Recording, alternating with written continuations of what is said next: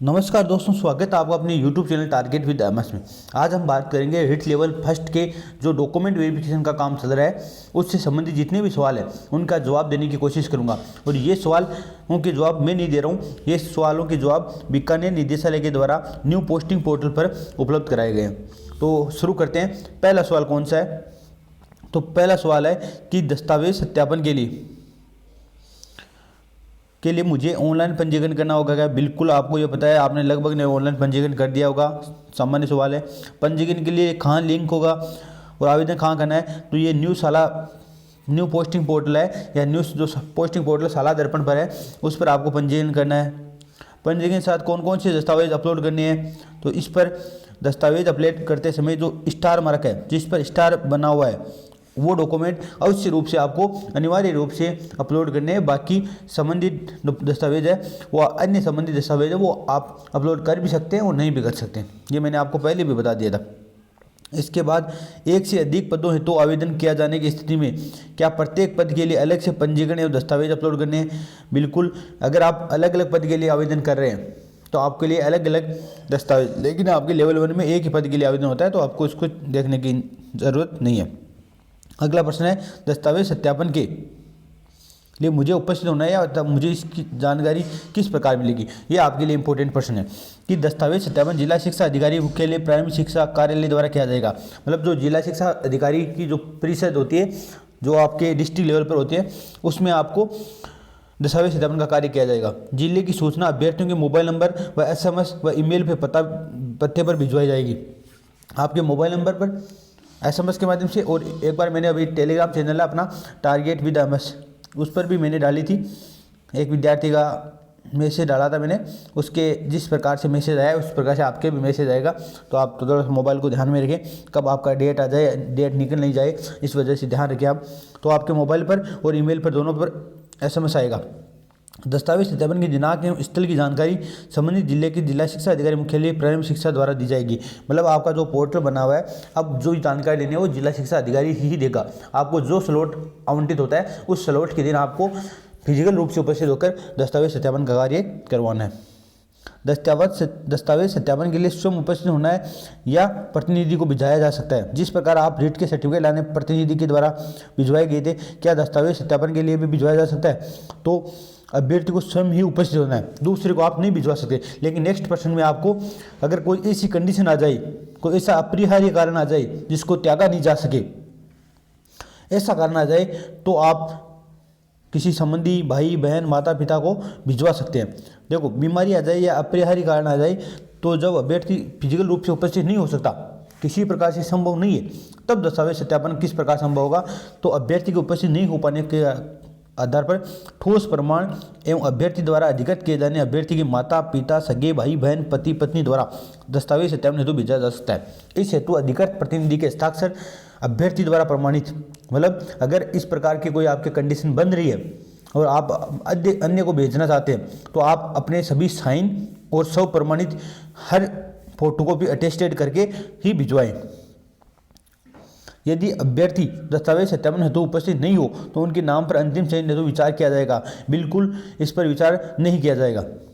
क्या ऐसे अभ्यर्थियों को पुनः दस्तावेज सत्यापन का अवसर दिया जाएगा? नहीं, ये एक बार ही दस्तावेज सत्यापन करवा रहे हैं और 2 गुना का करवा रहे हैं। इसका मतलब अगर आप वंचित रह गए तो आपके जगह अन्य कोई सीट ले लेगा। तो आप समय पर दस्तावेज सत्यापन करें और मोबाइल को स्वयं पर चेक करते रहे। स्लॉट कब आवंटित होता है उस समय आपको दस्तावेज सत्यापन करवाने हैं। दस्तावेज सत्यापन के समय कौन कौन से दस्तावेज जांच दल को दिखाए जाने हैं? मतलब आप जब डॉक्यूमेंट वेरिफिकेशन करने आ रहे हैं, फिजिकल रूप से डॉक्यूमेंट वेरिफिकेशन कराने जा रहे हैं, तो आपको कौन कौन से दस्तावेज उनको दिखाना है? तो ये प्रश्न आपके लिए काम का है। तो इसमें जो आपने आवेदन भरा है, कौन सा आवेदन? रेट वाला आवेदन नहीं, 3rd ग्रेड वाला आवेदन भरा है, उसकी प्रति चाहिए। और जो आपने चेकलिस्ट भरी है, जो मैंने Telegram channel target with MS पर उपलब्ध करा दी थी, वो चेकलिस्ट आपको भरनी है। और उसके साथ जितने भी डॉक्यूमेंट है वो सब पोर्टल पर अपलोड किए गए, जो पोर्टल पर अपलोड किए गए वो डॉक्यूमेंट दिखाने। और चेकलिस्ट में जो संलग्न के अनुसार, क्रम संख्या के अनुसार जो डॉक्यूमेंट है वो सब आपको दिखाने हैं। चेकलिस्ट व दिशा निर्देशों में अन्य प्रपत्रों को विभाग की वेबसाइट से डाउनलोड करके भरना होगा। मतलब जो दिशा निर्देश है उसके आधार पर, और जो जितने भी 100 घोषणा पत्र वाले हैं उन सबको आपको भर के दिखाना है। दस्तावेज सत्यापन के समय जांच दल को कौन कौन सी दस्तावेज या प्रतियां सुपुर्द की जानी है? मतलब आपको क्या क्या देना है वहाँ पे?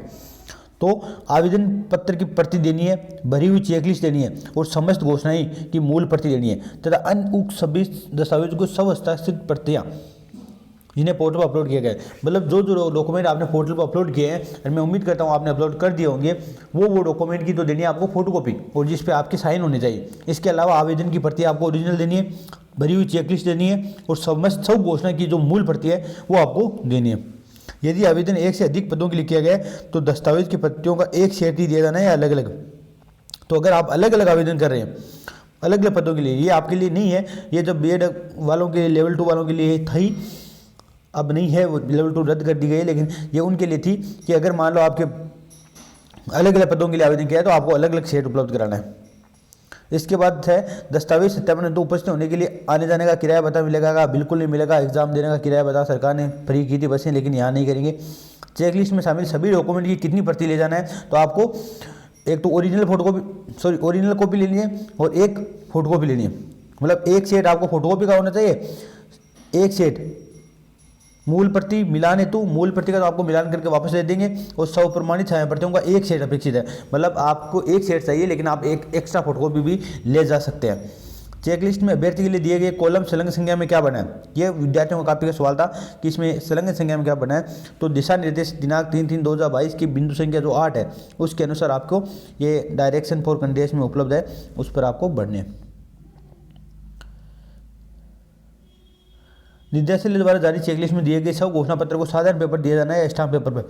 यह भी बिल्कुल काफ़ी विद्यार्थियों का सवाल था कि इसको साधारण पेपर पे देना है या स्टाम्प पेपर पे। इसको एकदम साधारण पेपर पे ही बनाना है। मैंने पहले भी कहा था, आपको कमेंट में रिप्लाई में देता हूँ, कमेंट में रिप्लाई में मैंने दिया था कि इसको साधारण पेपर पर ही बनाना है। आपको फोटोकॉपी निकालते हैं वैसे निकलवाना है प्रिंट के, और उसमें आपको डिटेल सब घोषणा पत्र भरनी है। और आज अब की बार एक ही प्रारूप दिया गया है, उसी में सभी घोषणाएँ आ जाती है। आय प्रमाण पत्र कितने पेज का होना चाहिए और कब का होना चाहिए? तो इसमें लिखा है कि राज्य सरकार द्वारा निर्धारित प्रारूप में, तो जो बार राज्य सरकार का जो निर्धारित प्रारूप चल रहा है वो 4 पेज वाला चल रहा है। JKLM कुछ ऐसे पेज है 4, IJKL ऐसा कुछ है, 4 पेज का है। और आप उसको जैसे एक हरे कागज में भी आता है और आप सिंपल भी निकला सकते हैं, फोटोकॉपी टाइप से निकला के उसको भी आप भर के नोटरी वगैरह कराना है उसमें, और 2 साइन करवानी है। एक तो 2 गेजेटेड ऑफिसर की साइन है, एक सरपंच की साइन है और एक नोटरी है। इतना ही डिटेल भरनी है उसमें। और आपके 2 पड़ोसी या आस पड़ोस के जो है गवाह है उनकी साइन करवाने हैं, और वो आपको आय प्रमाण पत्र बनाना है। आय प्रमाण कितने लिए बनाना है ये भी आप देख लो, काफ़ी विद्यार्थी कमेंट कर रहे हैं, तो अभी आपको जवाब दे देता हूँ। अगर आपने EWS है तो इससे कोई लेना देना नहीं है आय प्रमाण पत्र का। मतलब EWS और आय प्रमाण पत्र का कोई कनेक्शन नहीं है। दूसरी बात, EWS एक अपनी कैटेगरी है। मान लो कि आपकी सब EWS कैटेगरी है, जैसे OBC कैटेगरी से EWS कैटेगरी है, उसका प्रमाण पत्र अलग लगेगा। आय प्रमाण पत्र किसको बनाना है? आय प्रमाण पत्र उन सभी को बनाना है जिनने आपने इनकम अगर 2.5 लाख से कम की है। अगर आपने इनकम 2.5 लाख से कम में यस किया है, मतलब ऑप्शन आ रहा था क्या आपकी इनकम 2.5 लाख से कम है, तो आपने यस कर दिया, और जिन्होंने फीस में छूट ली है 10 रुपये की, वो ना को आप सभी को ये आय प्रमाण पत्र बनवाना है। TSP क्षेत्र के निवासी को कौन सा मूल निवास या प्रमाण पत्र अपलोड करना है? तो ये भी काफ़ी विद्यार्थियों का सवाल था। तो इन्होंने कहा है उक्त कैटेगरी हेतु मूल निवास प्रमाण पत्र अपलोड हेतु 2 स्टार अंकित 2 स्टार अंकित फील्ड प्रदर्शित है। जिन अभ्यर्थियों के दोनों प्रमाण पत्र बने हुए हैं उन्हें दोनों अपलोड करने हैं, तथा जिनका एक प्रमाण पत्र है उन दोनों स्थानों पर उसी प्रमाण पत्र की प्रति अपलोड करनी है। मतलब जिनका मतलब एक ही है, जिनका TSP क्षेत्र और मूल निवास दोनों एक ही है उनको एक करना है, और जिनका अलग अलग है वो उनको अलग अलग करना है। ठीक है। शैक्षणिक और प्रशैक्षणिक अंकतालिकाओं को केवल अंतिम वर्ष की प्रति अपलोड की जानी है अथवा पूर्व के वर्षों की भी।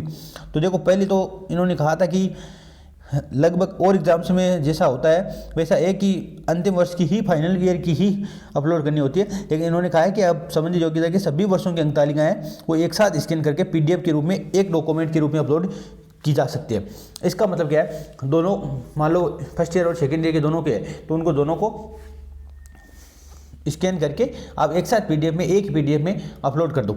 अगर आपने मान लो एक ही अपलोड की है फाइनल ईयर की या BSTC सेकेंड ईयर की ही अपलोड की है, तो आपको चिंता करने की आवश्यकता नहीं है। आपके डॉक्यूमेंट वेरिफिकेशन का समय होगा, उस समय आपको दोनों जो है मार्कशीट वो आपको वहाँ ले जानी है और वहाँ से आपकी चेक कर लेंगे। इसमें आपको परेशान होने की बिल्कुल भी आवश्यकता नहीं है। अंक तालिका में प्रमाण पत्र दोनों की भर्ती अपलोड की जानी है तो किसी एक की, तो इसमें भी एक है इन्होंने दोनों की अपलोड कर दो। और किन्होंने जिन विद्यार्थियों कुछ विद्यार्थियों ने अंक तालिका की केवल अंक तालिका की है, तो कुछ विद्यार्थियों ने केवल प्रमाण पत्र की है, तो आपको इसमें भी कोई आवश्यकता नहीं है चिंतित होने की। अगर कोई खामी रहती है, कोई कमी रहती है, तो इसमें वापस आपको पोर्टल पर बता दिया जाएगा, उसमें आप वापस अपलोड कर देना। अगर ऐसा नहीं होता है तो आपको डॉक्यूमेंट वेरिफिकेशन के समय चेक कर ली जाएगी।